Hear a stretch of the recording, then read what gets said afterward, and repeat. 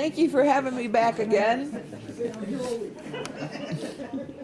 I love coming down to the island to visit. I not only get to see you guys and the guys out in Suffolk, I also get to see some of my grandkids who actually visited us during the workshop yesterday, which I didn't realize they were going to do. My grandkids only live like 7 minutes from here, so it's kind of fun to be able to do all that stuff too. Of course, this time of year, not as much fun because they're in school, but we do see them a little bit anyway. Okay, we're going to do one of my real favorite topics today, and that is the accent things. I think we want to probably turn some of these lights off so we can see this a little clearer.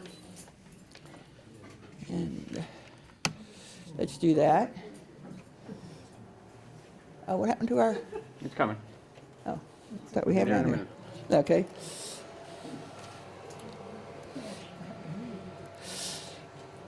In our Bonsai Society, one of the things we learned fairly early on is that we had a number of spouses, either male or female, who liked the sociability of our club, as our club is a very active social type group, but they wanted something that they could do also, and they didn't want to do those trees. And when they started discovering things like accent plants, some of them really got into it and really got crazy, to the point that our last club meeting, the topic was to make your own accent pots. So our club members had a really good time with that. Some of them are very, very interesting. And we're going to have a lot of fun with that, but it's just something a little bit different. And for those of you who get those things in the winter where you say, I got to do something bonsai in the winter, this is something you can really work on all the time. And I know you've got a couple of members I know who always post on the Muth-Kusamano site and such. So you've got lots of people here to help you with this. So today we're going to try and take an overview of what this stuff is, for those of you who don't know. And I know some of you are real experts on this, so you probably should have done this internally. But we'll go from that. So let's start with some inspiration. Cyclamens, the dwarf cyclamens, are fantastic. I will guarantee that they'll only bloom when you don't have a show. But otherwise, they're really neat, and you know they start to bloom like this. You bring them upstairs, you can enjoy them. I always say upstairs because my greenhouse is off the bottom end of my house. Bring them in, and then every year that corm gets bigger and bigger, and you get more and more flowers, and you have a lot of fun with it, as long as you keep it away from the mice who consider them a snack. This is a lily. This is one of my favorite lilies. It is really stringy. In fact, I've got one out of bloom I've got on the table over there. It looks this stringy mass all the time, and then all of a sudden one day you look and poof, you've got lilies like this on it. Sign of spring, right?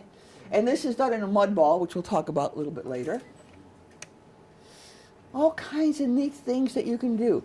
The bottom on the paslata, the weed on the bottom, if any of you ever have this plant in your collection, I guarantee you will be giving them away by the thousands.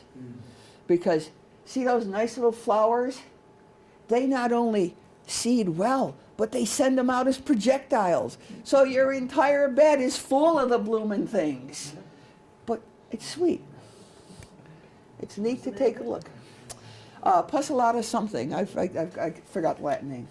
Okay, so let's figure these out. Kusa means grass. Mano means thing. Some say plant. Plant thing, grass thing.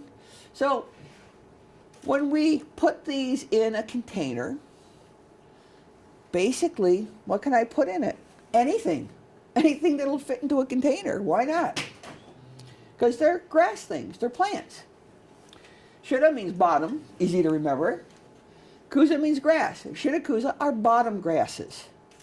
Grasses that are in a container that's low, that's going to be next to a tree. So if we're going to use a planting as an accessory, that's going to be Shitakusa. And it's going to be something that we're going to use in our display with our tree to reinforce what it looks like. And for those of you who are into stones, I saw some really nice stones over there. If you're into suiseki and stones, you can put a Shitakusa along with your stone when you're displaying it. but there's some rules that we use for this. So Shitakusa, we call them accent plants, we call them accessory plants, we call them companion plants. They're all the same thing. In this picture, we've got one of my ficuses with a little acorus grass as its accent. I can use them together because they're the same season, they're the same mood, and they would live in the same habitat. When a plant is used all by itself, it's Kusamano. This is a dwarf goat's beard. I love it because this goes in winter storage and comes up every year, flowers, but looks good even when it's only in leaf. These are called grass plantings, perennial plantings, or landscape plantings, because I can make a whole container that comes up different things all season long. So right now in my greenhouse, I have some of the landscape ones that are coming up with all these little bulbs. And then the grasses will come, and then the Alpines will come. But you can make a whole scene out of them. Okay, when they started doing this, when the Japanese started doing this kind of stuff, and it was often women that were doing it, they used wild plants. And we still do today. I have no problem in the spring going out in my yard and I see a little Johnny jump up come up. I go dig it out and put it in a cute pot and put it with my trees. It looks cool. Or I find some rushes or some grasses growing. I go get them. Or little wild strawberries. Go dig them up, pot them for a few days. You know, my husband's just going to mow them down. So I might as well use them for something. But that's a lot of what they did, was just bring them in from the wild. Go out and find some bearberries out in the woods. Put them in a container, bring them in. Pretty easy to do. And you know what? If these little dug up things of yours don't survive, it's not a big deal. Okay? You've enjoyed them for a while. People say, oh, how can you do that? You're killing them. I says, okay, so I'm gonna go to my local market and I'm gonna buy cut flowers. You know? Right? They're already dead. But I'd rather have the little living thing in my house. And you know, I found most of them really don't die. They're there and they come back the next year and the next year and the next year and the next year. One of my grandkids was having a riot and he goes, Grandma, do you know over in your big table over there, those little things, there's actually strawberries on some of those? I said, yeah, because I planted little strawberry plants there in the spring. And the next question is, are they edible like the big ones? I go, yes, but only if I pick them off of it, because I learned in the past they'll go like this and the whole plant will come up. So I have to pick them up for them. So what we're looking for is coming up with a little piece of nature. We want a beautiful thing we can look at and just appreciate. It's going to show an art form, it's going to show grace, it's going to show beauty. But we have a few rules, because you know the Japanese can't go without rules. And so we have to have those. Anybody recognize the plant? Anemones. These are anemones with some really nice different mosses and stuff all tucked in among them. And the rest of the year, this thing has a few leaves on it and has mosses.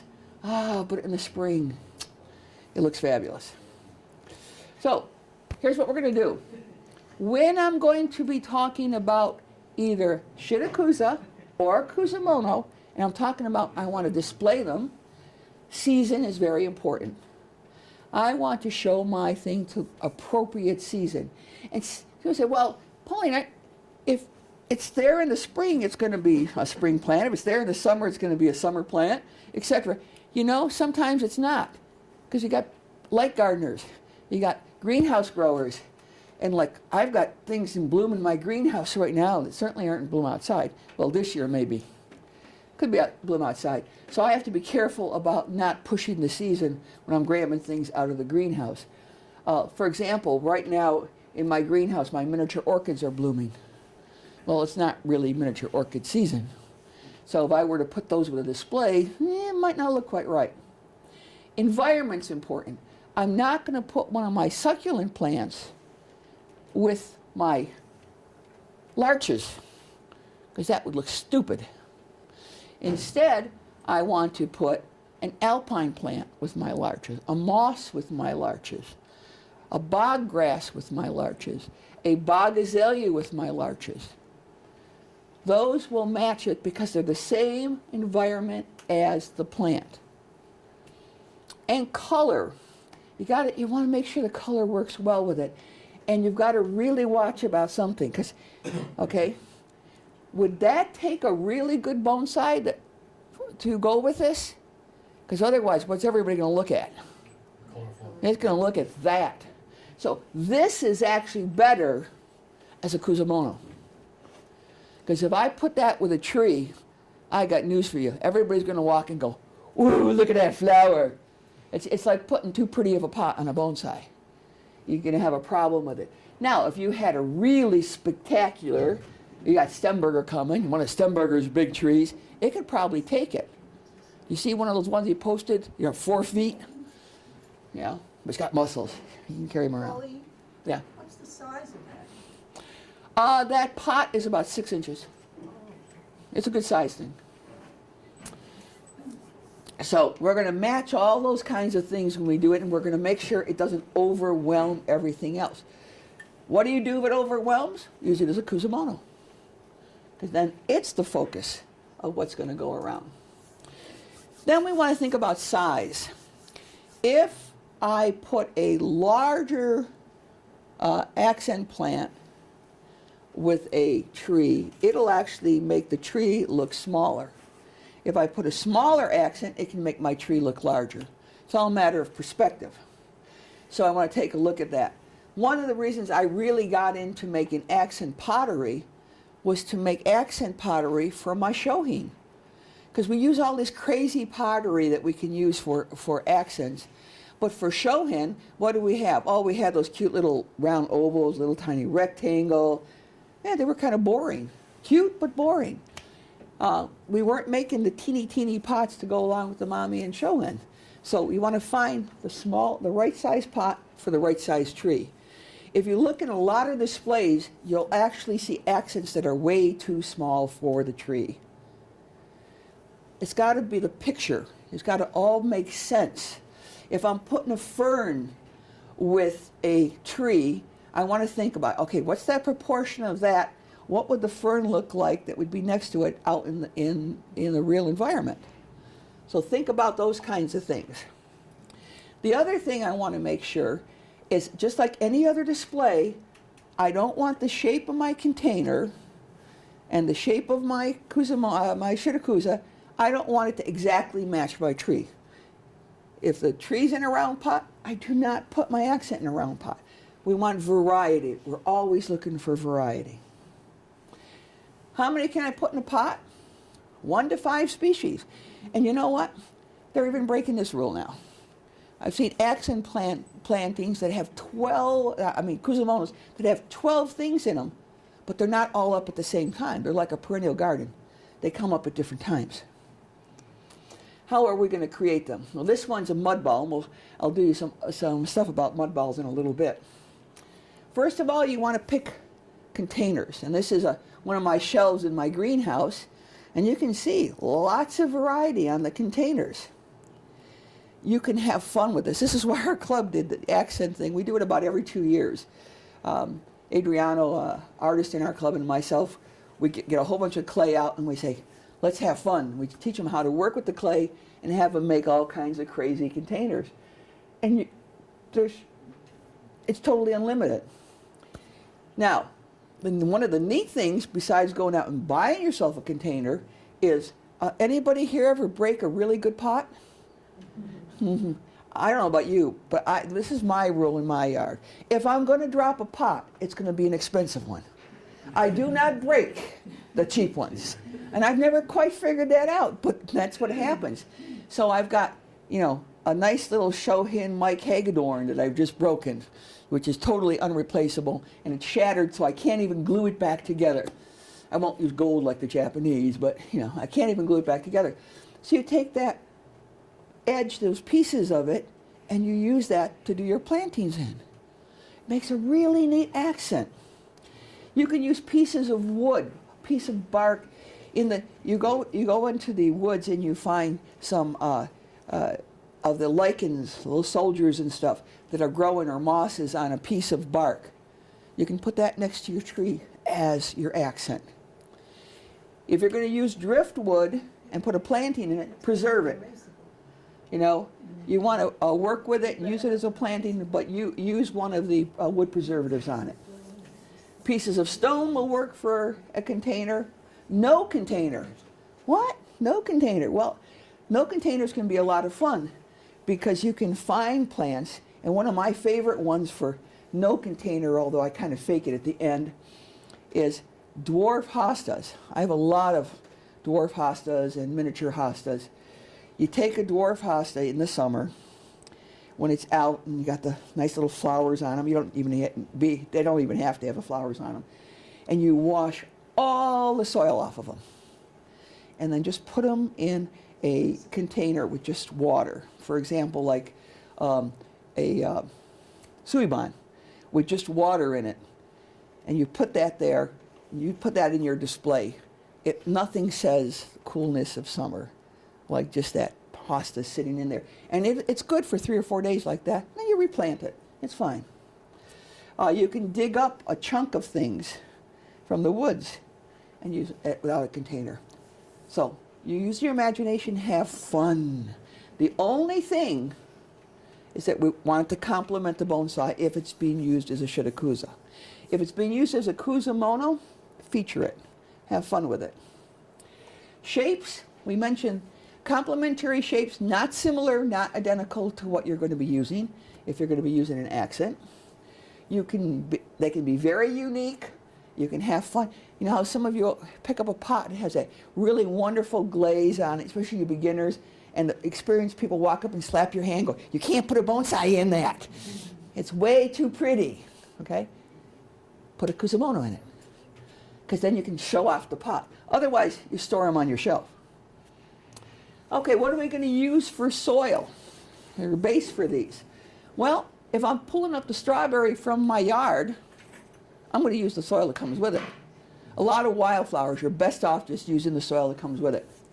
Bonsai medium, I tend to use Shohin mix bonsai medium for anything I'm going to put it in, which is the fine-grained one. Muck. Anybody here not know what muck is? Okay, we've got a couple people up. Okay, muck is a mixture of peat, organic material, and clay that we use to make borders of things. And I'll be talking about that in a bit when we talk about those muck balls, moss balls that we make. Sometimes we're only going to use water. If you're going to have plants like orchids, then you can use orc mediums for it. The various barks, corks, whatever works. A lot of my miniature orchids grow very well in medium bonsai soil, in the non-organic one. One of the things you want to make sure is that whatever you're putting it in, the plant will work for long, long term.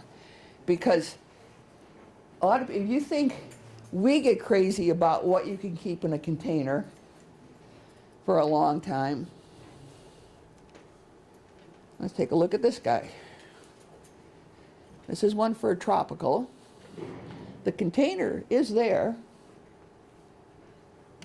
It's been like that for 10 years without a transplant. Oh, well over 10 years now I think about it. In the land of Kusamono and Shitakusa, the more luxuriant it is, the longer it's been in that same little container, the better. No transplant. Isn't that nice? That's a sedum, but it's a tropical. Okay? And having them spill over like that is considered good.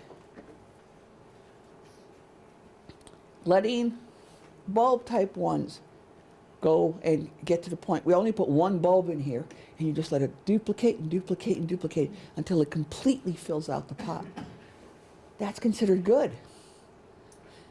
Dwarf hostas. None of mine were up yet, so I can't show you that. But the dwarf hostas, you put that one little pip in there, let it multiply until it just absolutely fills the pot. That's considered good. So when you're thinking about, you got a million plants to transplant right now, you can just kind of look at your Kusamonos and Shitakusas and go, thank you, thank you, thank you. I don't have to do anything with you right now. What can you use? Basically anything that goes in a pot. but let's just give you some ideas. We can use some of the various grasses that you find. You can go to your garden and get those neat little dwarf grasses, or if you have really big trees or you want to do a Kusamano, you can use some of the, oh, thank you. You can do some of the larger ones. I love some of the ones that have more colors, like the blues. Wouldn't that make a nice fall arrangement? Things that are in seed, those kinds of things. Acorus grasses, that's a good spelling of bamboo, isn't it? I wonder how I did that. I like the little O there, especially. It's a close cousin to bamboo. It's a close cousin, yeah. The acorus grass, I'm sure most of you know what acorus grass is. And it's nice and hardy and grows like crazy, easy, and it comes in lots of different varieties. The rushes, I don't buy rushes, I just go and find them along the roads. They're all over the place, except wear gloves when you collect them. Your equisetums, your horsetail scouring rushes. You can get big ones. You could have a pot full of big tall ones to go next to your beautiful larch literates, pine literates, things like that. Or you can get the really tiny dwarf ones that are all crinkled up to put next to other stuff. All the different grasses. Now this, my personal favorite, are the alpines. There are literally thousands of species of alpines that are as hardy as can be. These are the things that grow in the tundras and up in the Himalayas. And you go, well, you know, my local nursery doesn't do too well with this.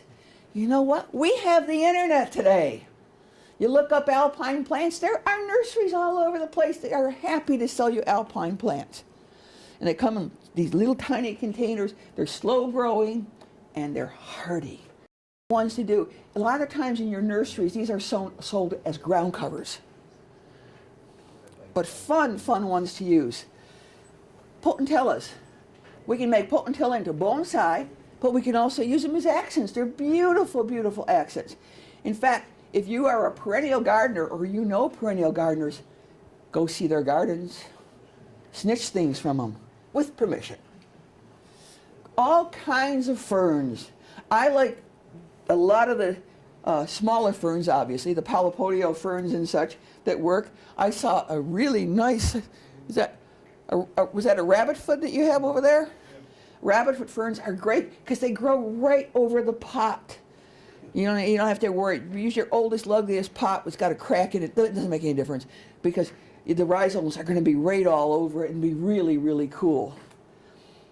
Lichens, that's a temporary one, but they're fun. Go out and collect them and use them. Then you got the dwarf garden perennials. Almost everything we have in the real perennial world, there's a dwarf form of it. You just have to look them up online and such. I always crack up. I have a lot of hostas in my landscaping, but I also have ones where when it's mature, it's 1.5 inches across. Okay, those are fun because you can have them in proportion, especially for your shohen. Wonderful, wonderful things. Astilbes, mainstay of the garden. Do you know that there are astilbes that are only 4 inches tall? Can you imagine that next to your plant, next to your thing? Or just as a summer display? Fantastic things. And of course, our favorites, the Erodium family, which belong to the Geranium family. We can make those into bonsai, but while they're developing that trunk, they make a pretty neat accent. Herbs. In the spring, they sell all kinds of pots of those, right? Little 2 inchers. You can put one of those next to your tree. It looks great. You can rub it. It smells good. Works well. All kinds of wildflowers. One of the things I love the most, especially in the mixed ones, are the dwarf bulbs. These are the hardest ones to find. Even online, you got to spend a lot of time finding the dwarf bulbs. I swear they're passed from one society member to another. If you come to Mid-Atlantic, Julian Adams from Virginia often has a bunch of these, and they fly off the shelf as soon as you go to his place first. You know, he's the guy who has the copper wire. go to his thing first and grab them before anybody else gets them, because he sells some really, really nice ones. Then you've got the whole succulent family. And remember that succulents, they're not only succulents that are good to go with your tropicals, there are all kinds of succulents that are actually alpine. And I've got a couple starter ones here. I brought some that belong to this family. And these are hardy to minus 40. Oh, a little light here, thing here. These are hardy to minus 40 degrees. Okay, and this is a young one. I just got planted last year, so I just put one of these little rosettes in here and letting it fill out. But those are the neatest things to work with. And guess what? I can show them with my, whoops. There we go. Oh, I see what you're doing. I can show these with my hardy plants because they're alpine. And they flower during the summer. So they're kind of cool that way. But of course, with my tropicals, I can use tropical type ones. And these propagate like crazy. Every one of those leaves will make a new one for you. So you've got a wide variety of choices that you can use for those things. The tropicals you keep them outside in the summer, right? Yeah, outside in the summer, and then on your windowsill or greenhouse or under lights for your tropical What ones. about the other ones? Just keep them outside? You can put them, I just put them wherever your cold storage is for your trees. Your garage, ground, my hostas and my alpines, I just put them under the trees, kick up some needles around them. Mosses. We like some of the very nice velvet mosses in our containers for show, but all those other pretty mosses and moss families, the ones they tell us not to use, they work well in an accent. So that works out. So you can have fun as long as they'll survive in pot conditions. And you make all kinds of real pretty things with them. So what can you do? I can do single ones. I can do multiple ones. I can do them with or without a container. I can do seasonal mixes. Think like a tiny garden. This comes up in the spring, this comes up in the summer, this is how it's going to look in the fall. When I'm going to use one in a display, oh, there's that scaling triangle again. We're going to set up our plant, figure out which way its motion works, and then we're going to put our plant as a line from the motion. We can put it in the front or we can put it in the back, depending on what kind of scene we're trying to work with. It's a matter of discretion when you want to do that kind of stuff. Just make sure they don't dominate. Now, in this particular one, I was looking for things online. If this had been my tree, I'd make this a little bigger. Of course, I think they got problems with this whole thing right here. That shelf is big, but it showed that arrow, so I said I'll use it. Kusamano, it takes center display. These are neat. Picture, any of you have bay windows? Can you picture a nice display in your bay window? It'd be really cool. And I can use this. I can put a scroll with it. I can put an object with it. I can put a stone with it. All by itself. Now, a lot of people go, well, how are you going to keep the things alive? Well, it's the same way we talked about the Shohin and Mommies yesterday. You make a gravel tray. And this is one of my accent gravel trays. And you are going to put in that, you want to have good drainage on it, and you want to put in it a granite gravel. We use turkey grit. And I found out from the crew yesterday that apparently your local Agways hose you greatly about turkey grit. Travel out into Pennsylvania, up into New York, go out to some of the other farming areas, and you can get 50-pound bags for next to nothing. I heard yesterday you guys are paying a fortune for a 5-pound bag of this stuff. That's not the way you get this stuff. Go down to Jersey, you can get it a lot cheaper. The whole idea of a gravel bed is to keep your pot cool. When you're watering, the gravel gets wet, it keeps the pot cool, and your plant's not going to dry out as easily. But you have to be careful, whether it's shohin and mame you're keeping in a gravel bed, or it's accents that you're keeping in a gravel bed.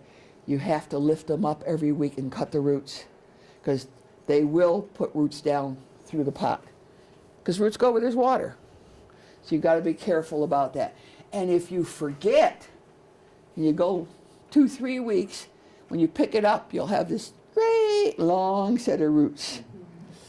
If you haven't gone too far, you can still just cut them. Oops, it's not my... Okay. When it comes to...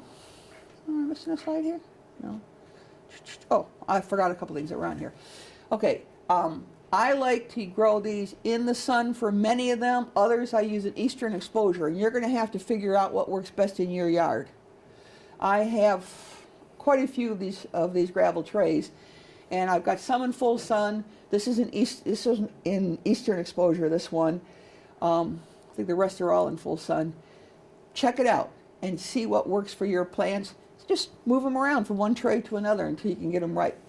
And if you're not going to do, I mean, that's 4 by 8 feet. If you don't need something quite that big, just consider getting a boot tray before they throw them all out of the stores this time of year. They're probably already gone. Get a boot tray, you know what I mean, those plastic boot trays? Drill a whole bunch of holes with a hole maker in it, so you got like 1-inch holes in it. Put some landscape cloth over that. Put your gravel in that, and you've got a nice small one for just a few of them. Or you can use the catch basin that goes underneath a window box. Put holes in it. Use that for just a few plants. What's your base there, underneath the gravel? Underneath the gravel, you will find normal boards like you'd have preserved lumber that are 1 finger apart, a whole bunch of them. And then on top of the boards, you put landscape cloth and then 2 by 2 preserved wood all around the edge. And put your gravel in. It's 1 inch deep. That's all you need. It works extremely, extremely well. In the winter, if it's hardy like an Alpine, put it in your winter storage.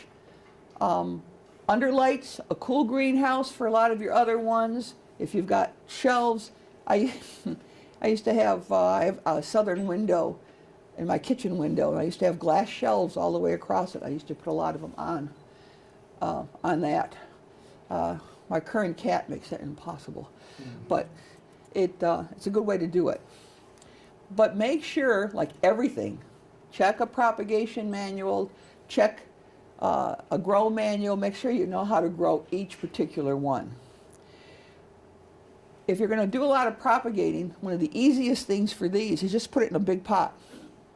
Use a shallow bulb plant pot. Put it in a big pot, let it fill the pot, and then you can divide it up just like you do your perennials outside. Make sure whatever you're growing it in is free draining, so you'll get good fibrous root development. Like I said, I use Shohin grade bonsai medium. Liquid fertilizers work well on these. And then the tool of choice is going to be tweezers to keep them neat. Because little leaves, dead leaves, do not look good in them. You're going to spend a lot of time doing that.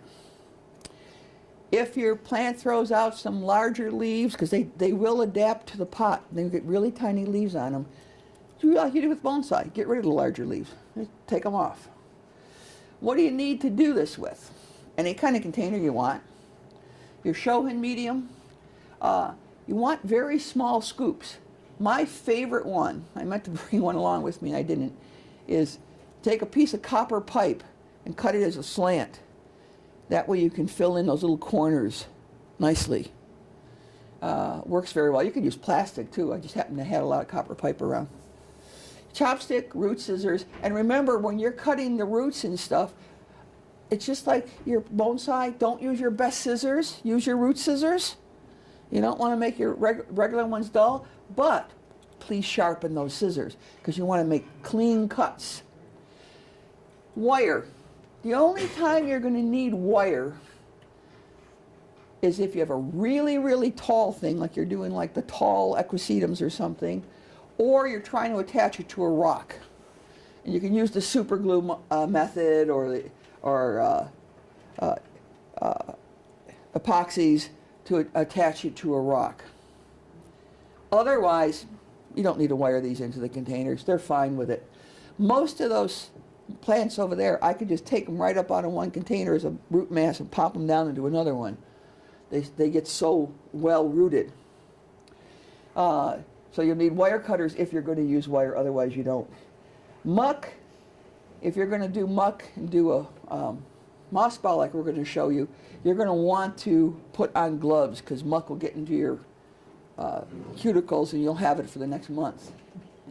Your plants in some moss, lots of people, once they get theirs planted, they like to finish it off with moss so you're not seeing the soil. Only do that if you're about to use it in a show. Otherwise, leave the moss off there because what you want is the plant to fill the container. Okay, this is just standard stuff. I use this a lot with garden clubs because they like to do this. You people already know this. You're going to prepare your container ahead of time. Most of the time for Shitakusa and Kusamano, and I also use it for Amame and Shohin, I use drywall tape as the screening. Fiberglass drywall tape. It works perfectly.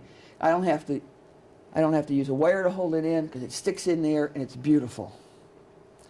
I'll use the Shohin medium. Works really well for it. For design, use the same things you use for bonsai. We often are looking for using a scalene triangle for things.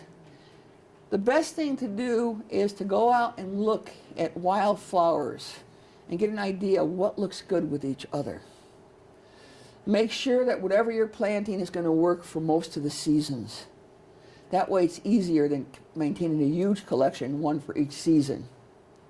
Make sure the species that you put together will all live in the same habitat and the same soil. Do remember what their eventual height will be. Because some people start planting one of those landscape ones for Kusamano, and when they start blooming, they find, uh-oh, I got a real tall one at one end and a real tall one at the other end and nothing in between. So you got to be kind of careful about that. Okay.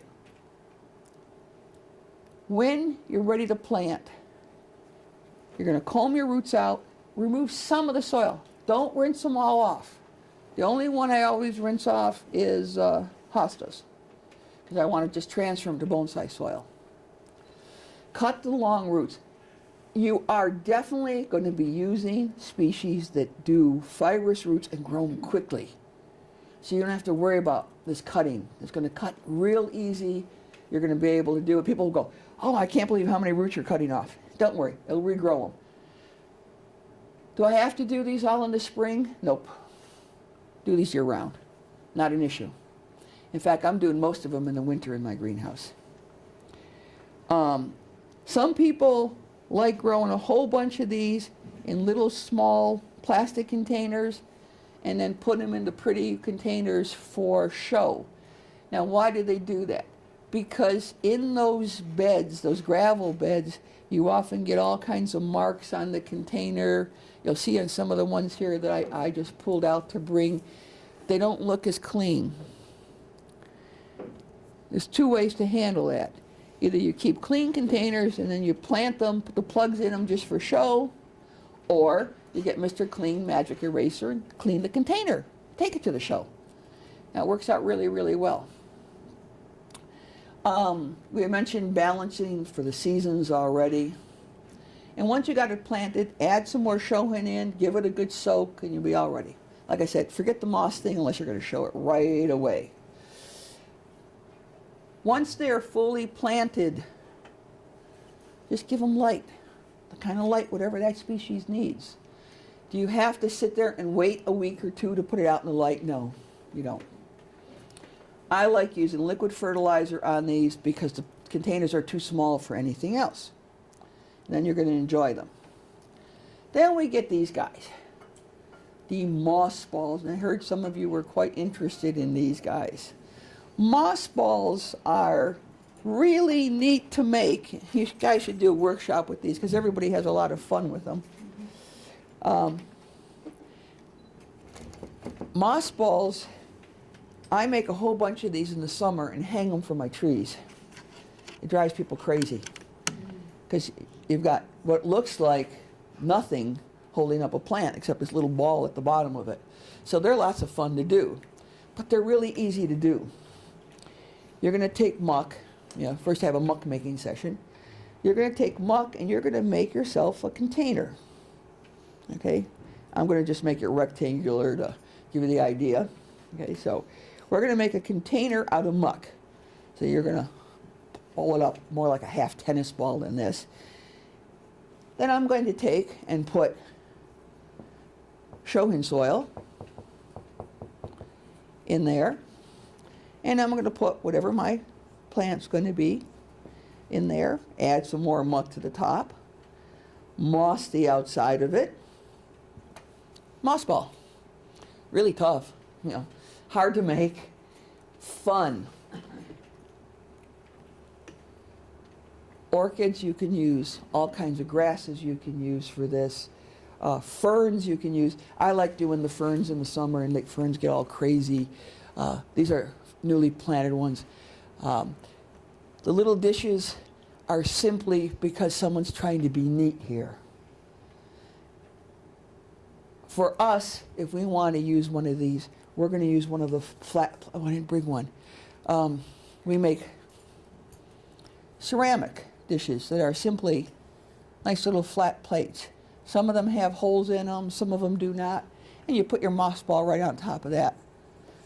You've seen those flat kind of plates. A couple of years ago for BCI's 50th anniversary, I designed these woven ones. I still make those. And you plant on top of the woven one that has natural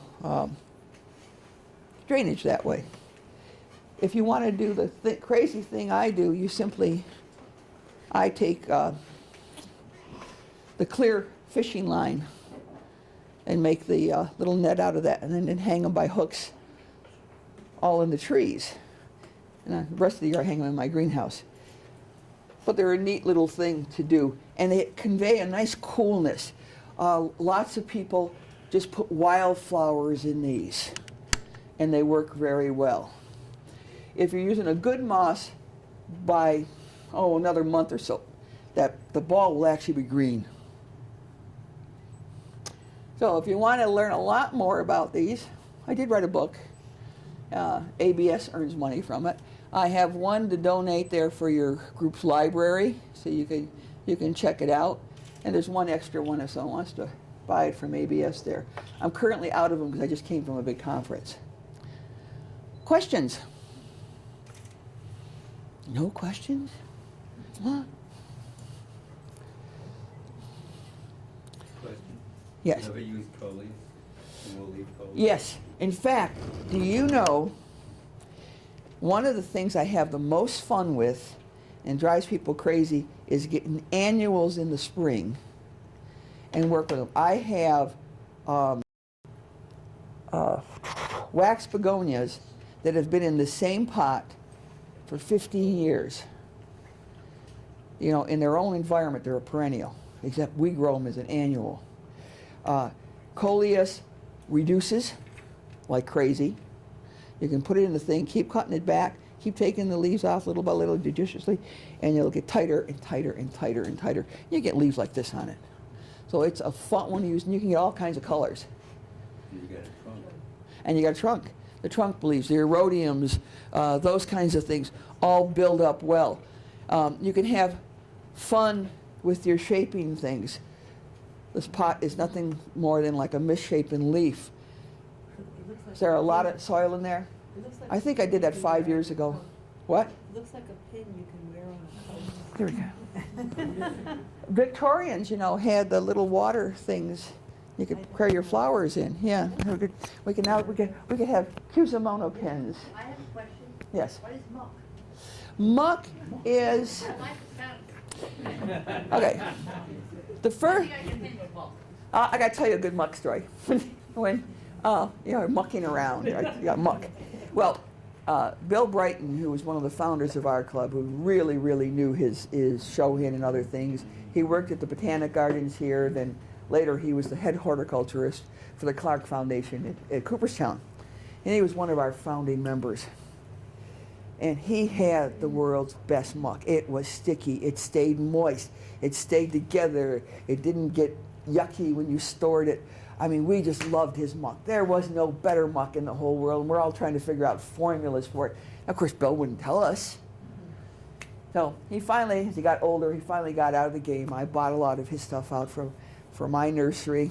I said, Bill, I gotta know your muck secret. He says, okay. He says, come down to my house next weekend, have lunch. He says, dress for fishing. And I'm going, you get to fish too? He goes, dress for fishing. That's all he'd say. So I came down, I got my waders, got my stuff. We have lunch. He says, come on. He says, get your bucket. We walked out in the back. He's got a swamp out in the back of his place. He says, reach down in, pull up. That was his muck. So he had a bog in his backyard, not a swamp. He had a bog in his backyard.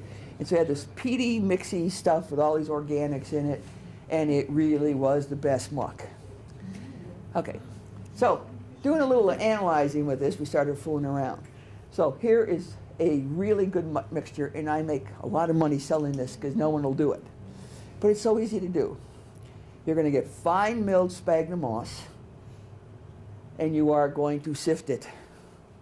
So it's really powdery. No big pieces left whatsoever. You're going to get potter's clay. You got to go to a clay supply store. Powdered potter's clay, the red clay. And you're going to have, you're going to have compost. You go to your back in your yard, your big compost, and go to the bottom of the pile, get the black stuff out, and again, sift it. 1/3, 1/3, 1/3 warm water, squish it together, but wear a face mask. You don't want to inhale the clays and all this kind of stuff. So you lock it all up, put it in plastic bags or plastic containers. It's good for years. Now what we do is we make it up like that, then we slightly dry it out and we put it in quart containers and sell it, and then you just add warm water to keep it going, because I don't like to carry around all that water weight when I go to conventions. If you don't feel like making it, we'll have it in Mid-Atlantic. But it's far cheaper for you to make it because I'm paying high school boys to do that. So I have to add in the cost of the high school boys to do that. But muck, you can use it to make these kinds of things, and you're also going to use it when you do your forests and other things to make edges when you're doing them on slabs. If you're creating a psyche and you end up with terrain, you can help to use that as erosion control, etc. Now it will wash off until you get your moss and stuff established on it, so you have to be kind of careful with that. But it is really easy to work with, and it's fun to play with, but wear gloves. I kid you not, it does get right in there when you have to use it. Other questions? No other questions? Okay, we have, I am told we, a demonstration like this, a teaching one, we don't get anything for raffles. So these 2 items are your raffle for tonight. And they get both of them? Where's the raffle people? They getting both of them, or are you doing them separately? They're doing a raffle. 2 separate raffles. They're 2 separate? One Okay. raffle will pick one and one. One raffle will pick the other one. Okay.